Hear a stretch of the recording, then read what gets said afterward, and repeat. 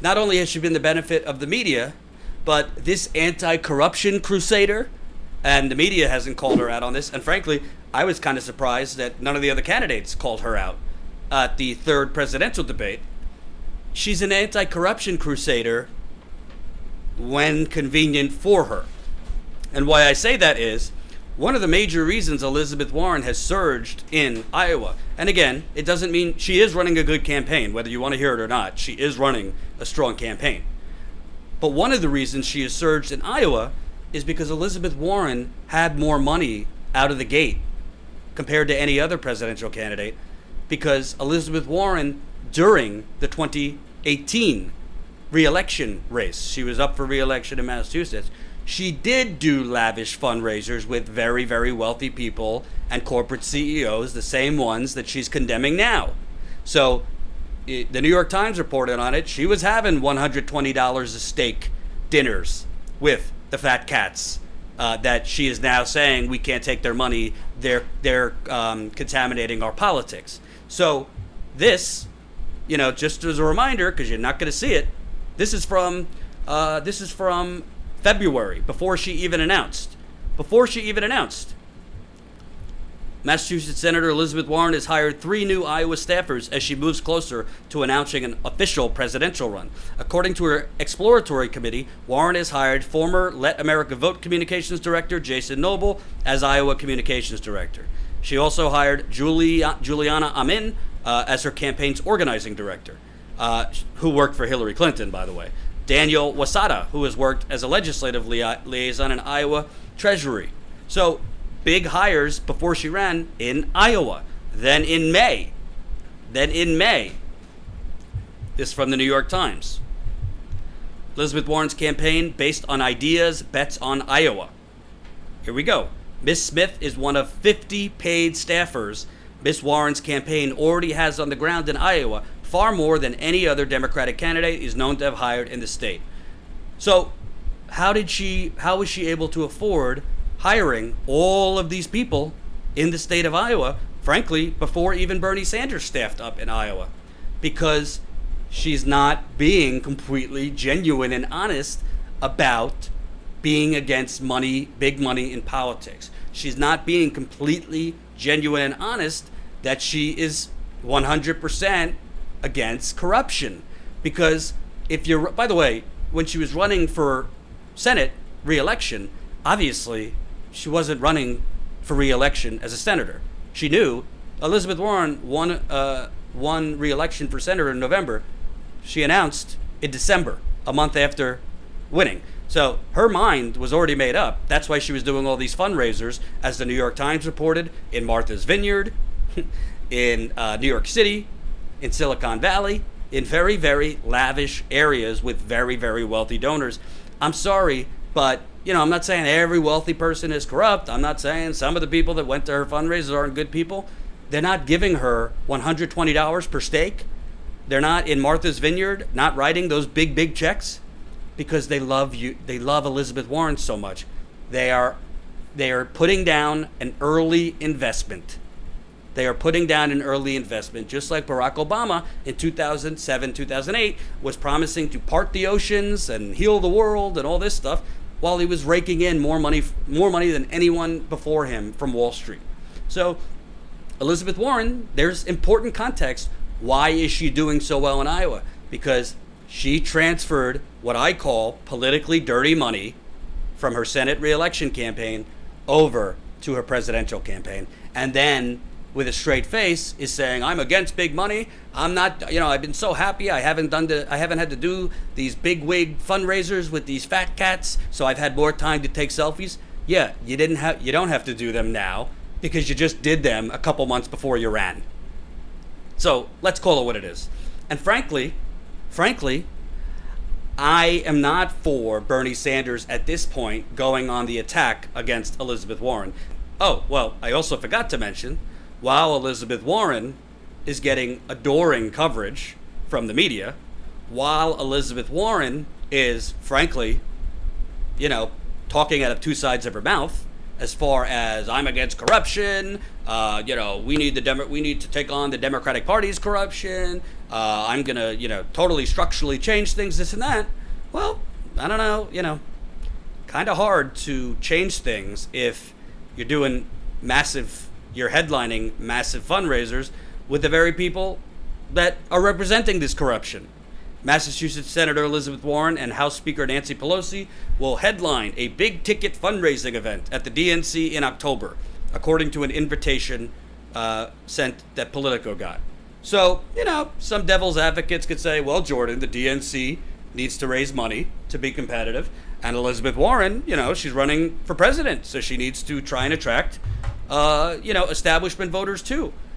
Okay, that's fine, but you want to know something?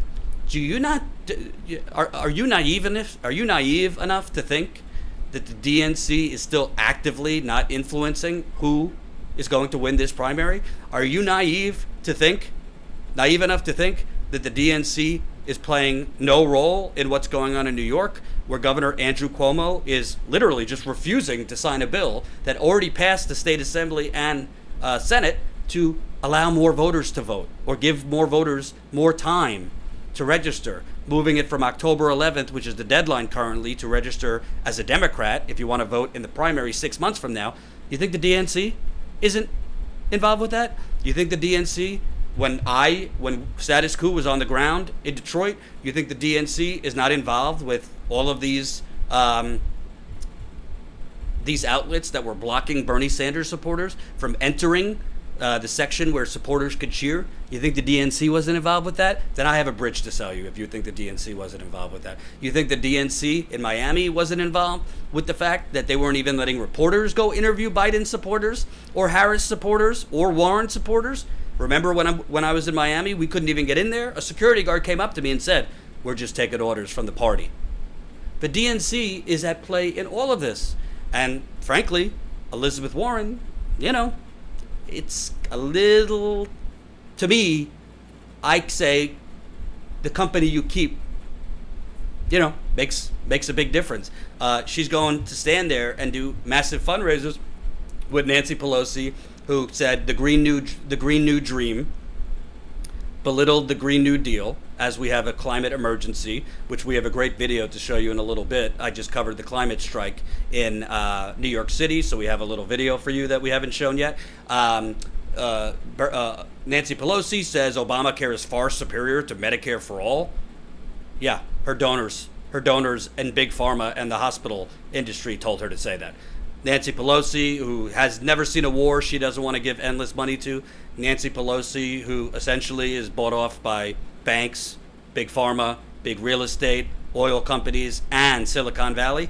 This is who you're headlining a fundraiser with, while simultaneously saying you're an anti-corruption crusader?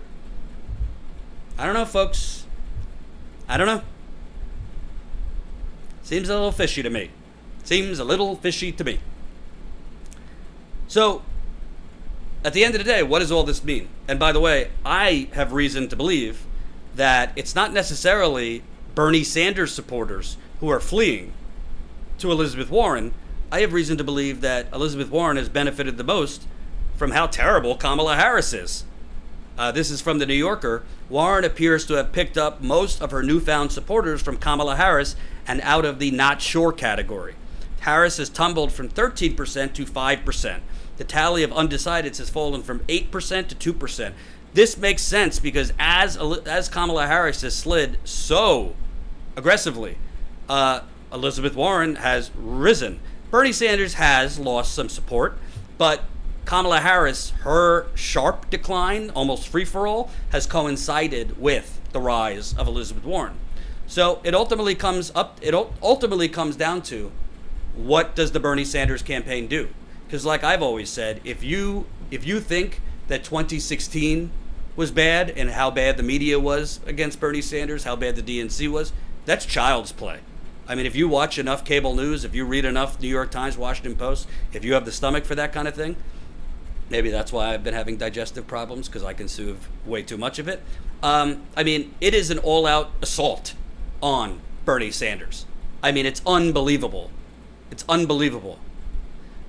What does the Bernie Sanders campaign do? Because the narrative, once a narrative is set, and the narrative that they're trying to set, I already showed you CNN is now calling for him to drop out, which is absurd after I just showed you all these recent polls where he's either in number one in some of these early states or tied. What is Bernie Sanders to do?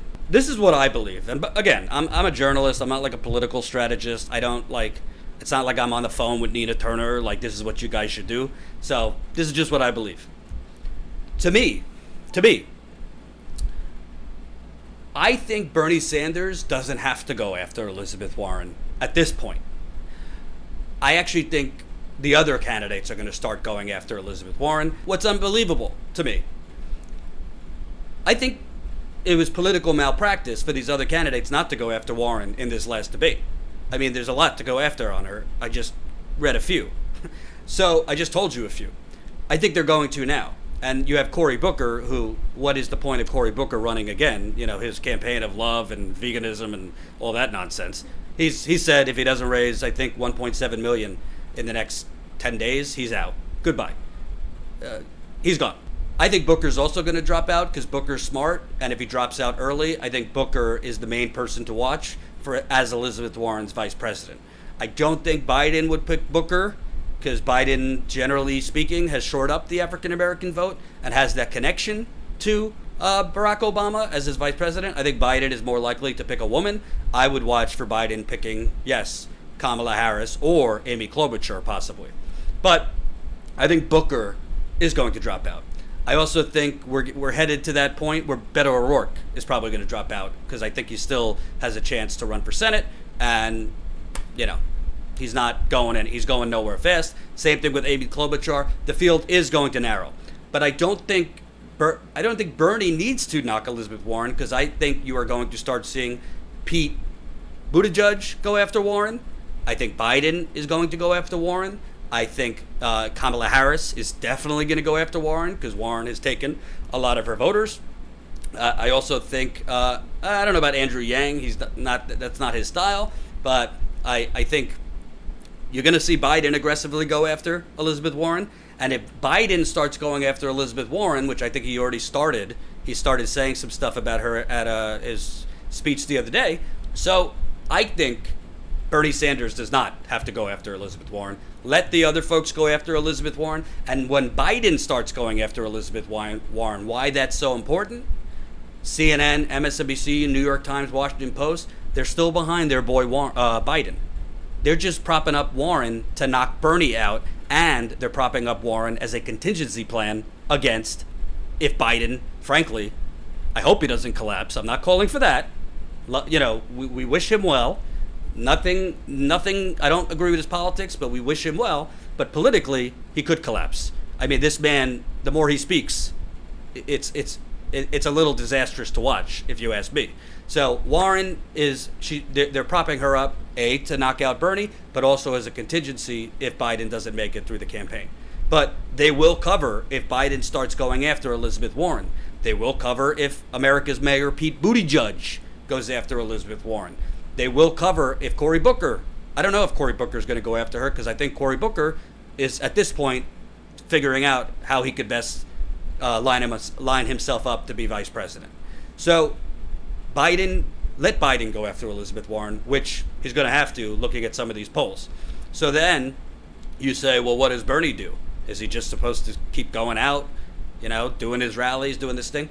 If the media has already set the narrative that Elizabeth Warren is like the it, and she's on the rise, and it's her moment. So they will push, if Bernie goes after Elizabeth Warren, they will push it as desperate. Bernie Sanders is desperate, blah, blah, blah. So you don't want to give the media any more ammo than they already have against you.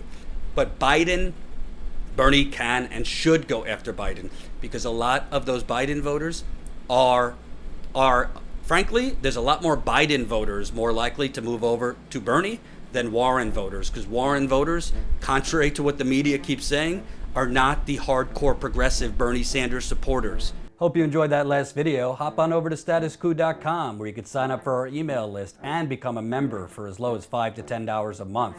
Membership is how we grow. That's statuscoup.com/join. And remember, join our email list so we can grow the revolution with you.